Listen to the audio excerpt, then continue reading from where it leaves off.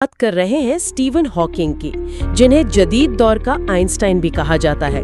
और ये कहानी सिर्फ एक साइंसदान की नहीं है। असल में ये उस बात की कहानी है कि इंसानी अज़्म की कोई हद नहीं होती। ये एक ऐसे मुफक्किर की कहानी है जिसने हमें कायनात, वक्त और हमारे अपने मुस्तकबिल के बारे में बिल्कुल नए अंदाज से सोचने पर मजबूर कर दिया।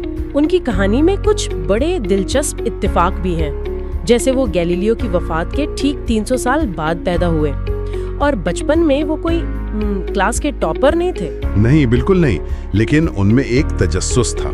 चीज़ों को खोल कर देखने की, सवाल करने की आदत थी। और फिर 21 साल की उम्र में उनकी जिंदगी ने एक बहुत ही मुश्किल मोड़ लिया जब उन्हें ALS की तशखीस हुई। जी, ये एक ऐसी बीमारी है जो आहिस्ता आहिस्ता जिस्म पर कंट्रोल खत्म कर देती है।